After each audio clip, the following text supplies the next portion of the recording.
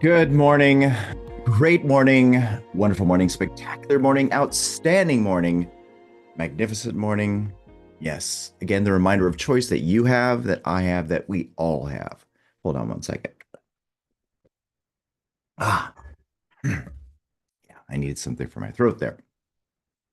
So, anyways, yes, it's that reminder of choice that we all have. Remember, everything is fundamentally meaningless. Everything just is, nothing is good or bad. It's our thinking that makes it so. Now, sit in that for a moment because this reminder, which happens in every one of these calls, is one of the most important things for you to connect with if you want to change the results of your life. Because that idea that you're connected with about what things mean leads to a vibratory state, and that vibratory state is the attractive force in your life. Now, most people hear about that, they get to know about it, but very few people actually use it. And unfortunately, because of that, what happens is more of the same. And is more of the same what you want? Of course not. That's why you're here. You're here to learn more about how to think in a way to get the outcomes you seek. Remember, there's a principle at play that's tied to this, and that is like attracts like. See, there's cause and there's effect. Like causes lead to like effects. If you want to shift the effect, you've got to deal with the cause. And right thinking is where it's at.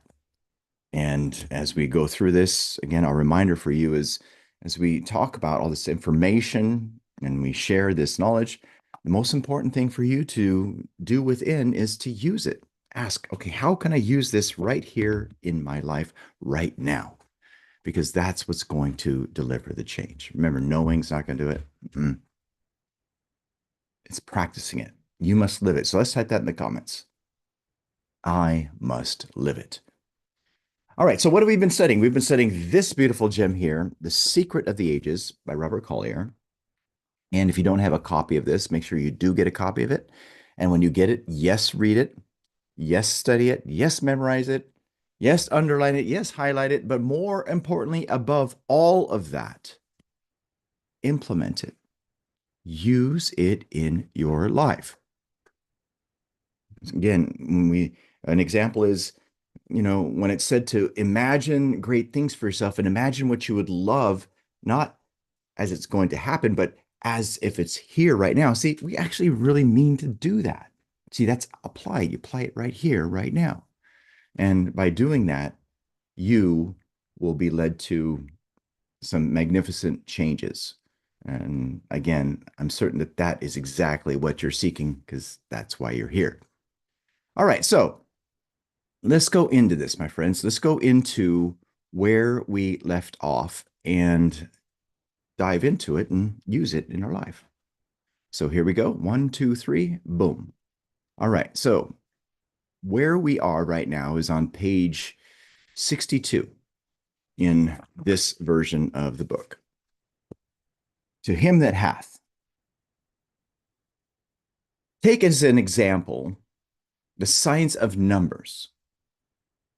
Suppose all numbers were mental, that it was against the law to write figures for ourselves.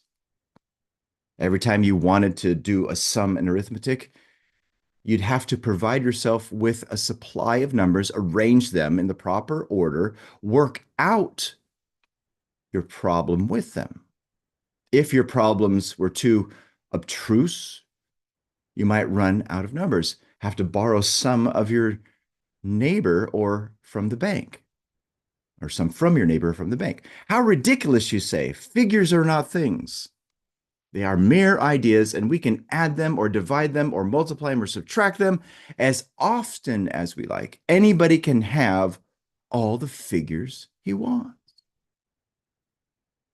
To be sure, he can. And when you get to look upon money in the same way, you will have all the money you want. Now, I love that analogy there. Now, think about this. He's saying, okay, think of arithmetic, think of the numbers, and imagine in your mind, and then the question is asked, well, you know, Can you use the numbers however you want to use them? Now, that wasn't said directly, but that's what came out in the exposition there. And then he said here, when you'll be able to see that you can, use the numbers however you want to multiply, divide, subtract, add.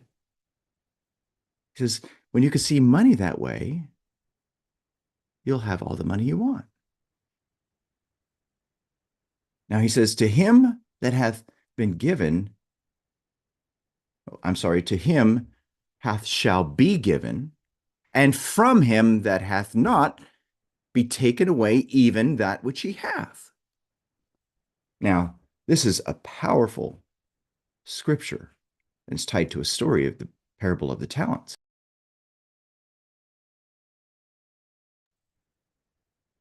To him that hath the right idea, everything shall be given. And from him who hath not the right idea shall be taken away everything he hath.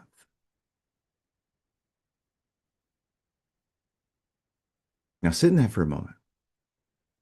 That's a statement of what's inside of you. Thought externalizes itself. Underline that. You hear me say that frequently. Well, this is where I got it. Thought externalizes itself. What we are depends entirely upon the images we hold in our mind's eye. What you are depends entirely upon the images you hold before your mind's eye. You want to know what you've been holding in your mind's eye? Just look at your results. They tell the truth. I mean, think about that. Look at how much you're earning. Look at your lifestyle. Look at the clothes you're wearing. Look at your relationship, your relationships, the home in which you live, the car in which you drive, the people you surround yourself with. All of it. 100% of it is there because of the images that you hold before your mind's eye. So again, thought externalizes itself. What we are depends entirely upon the images we hold before our mind's eye. Every time we think, we start a chain of causes, which will create conditions similar to the thoughts which originated it. See, your life is a whole line of causation. I remember when Bob used to say that. Your life is a whole line of causation. Cause leads to effect. Effect turns into cause, which leads to an effect, which turns into a cause, of which the primal cause is always thought.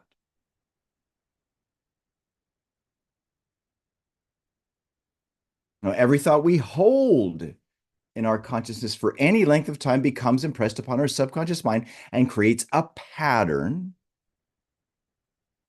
which the mind weaves into our life or environment. Now, isn't it interesting how he says pattern? And what is a pattern? It's a habit. Now, what's interesting about this, and he doesn't address this directly, is that you can unintentionally hold an image on the screen of your mind. In other words, that image can be influenced by what's happening from the outside. And by the way, most of your personality right now is actually generated that way. Most of the beliefs you have and the habits you have, they came from early childhood when you really didn't even think. Your conscious mind wasn't fully active and data came in again and again and again, and whatever was repeated enough times eventually took root. So this line here of every thought we hold in our consciousness for any length of time is not only a reference to what we do consciously, it's also what happens when we're not awake, and it's there repeatedly and it's happening subconsciously. The whole point being with regards to all of that is whatever that is, it automatically gets impressed into the heart. Remember, your heart, your subconscious mind must accept whatever's been impressed upon it, whether it's something you do consciously or subconsciously. It must accept. The same way that fertile soil in the earth will grow just as abundantly a deadly poison like nightshade, as well as strawberries. Your subconscious mind will do the same thing when it comes to ideas. It'll grow just as abundantly negative ideas as it will positive ones. And then from there, it will bear the fruit of whatever that is. Remember, everything produces after its kind. Plant a corn seed, what do you get? You get corn. Plant an avocado seed, you get beautiful avocados. Plant a mango seed, you get nice, juicy mangoes. Not something else. So, again, every thought we hold in our consciousness for any length of time becomes impressed upon our subconscious mind and creates a pattern which the mind weaves into our life or environment. See, it externalizes it as an outcome. It shows up and becomes a result. All power is from within and is therefore under our own control. Underline that. All power is from within. All of it. All of your power, that's where it is. Your greatest power is your ability to choose your thoughts, to accept, to reject ideas, to originate ideas. With that greatest power, you have your greatest tool, which is your imagination. Your imagination is the only true weapon you have to combat what's happening in your life and to help to deliver what you would love for your life as a result. And again, where is that? That's within. All power is from within and is therefore under our own control. Why? Because you can choose your thoughts. No one can force you to think the thoughts you think. No one. You can think what you please. If to think is to form, you can form what you please. When you can direct your thought processes, you can consciously apply them to any condition, for all that comes to us from the world without is what we've already imagined in the world within. Put a big box around this specific paragraph.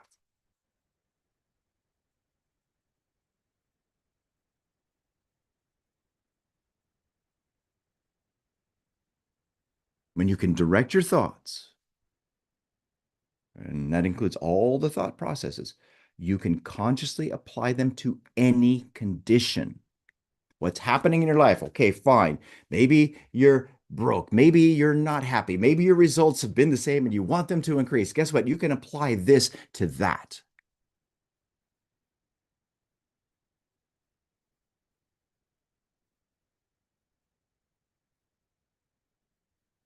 And the way you apply this to that is by looking at it and say, no, wait a minute, that's not what I want. I want this instead. And what is this? This is an image. That image is something that you can see inside that's different from what you're seeing on the outside. Now remember, everything on the outside that was made started that way. It was not in existence in the physical. I mean, just look around you in the room you're in right now. Look at all that stuff. Look everywhere. I love doing this. This is such a fun thing to do, looking at everything around. At one time, it wasn't even a thought in someone's mind or anybody's mind, but then someone thought, wow, what if we had this? What if we had a handheld device without a keyboard. Remember the Blackberries? And then Steve Jobs says, "Oh, what do you do this? Let's remove the keyboard from it being physical and make it so that it only shows up when you need it." That wasn't existent in existence before. Steve Jobs saw it. And by the way, a lot of people at the time were saying, "That's crazy. I want my keyboard." And why did they say that? Well, because it's what they were used to. I mean, I remember my BlackBerry. I loved my keyboard until I realized I didn't when I was introduced to the phone without the keyboard. Now, when I think about the keyboard, I go, "Oh my God, that's so old school." I like having a screen that's almost all screen. Now, think about the application here when it comes to your results. See, I go into that example to help you to see, hey, that's how it was delivered. And your life changing the way that you would love it to change is going to happen exactly the same way. But with that being said, yes, you can imagine it. What you've got to do from there is be loyal to the idea. Because without that loyalty, guess what? It doesn't come back with life. So, again, one more time, all power is from within. Say that to yourself. All power is from within and is therefore under our own control. When you can direct your thought processes, you can consciously apply them to any condition. You can change your life. For all that comes to us from the world without is what we've already imagined from the world within. The world without, the outside, is the world of effects. And so many people don't get that. They are completely oblivious to it, but not because they're dumb or stupid. It's just because it hasn't been taught to them. We've been conditioned to think that it's all about what's happening on the outside. No, it's not. It's about what's happening on the inside because it's the inside that creates the outside.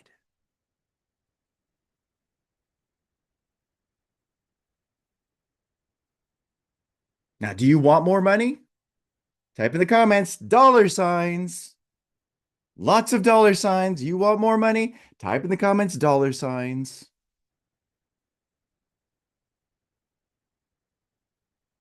Sit you down now quietly and realize that money is merely an idea. Money is an idea.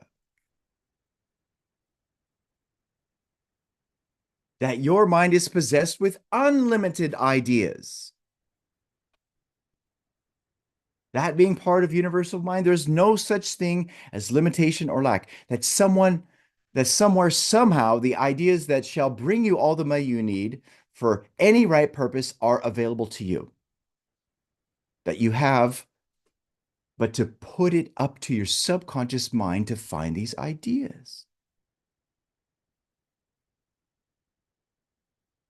And what's he saying here? He's saying, guess what? You're not going to be able to attract the ideas that deliver the money you seek if you're not thinking from having that money.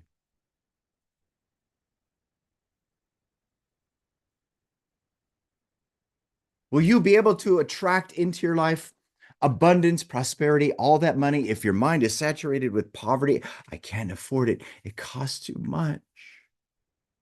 It's not in my budget.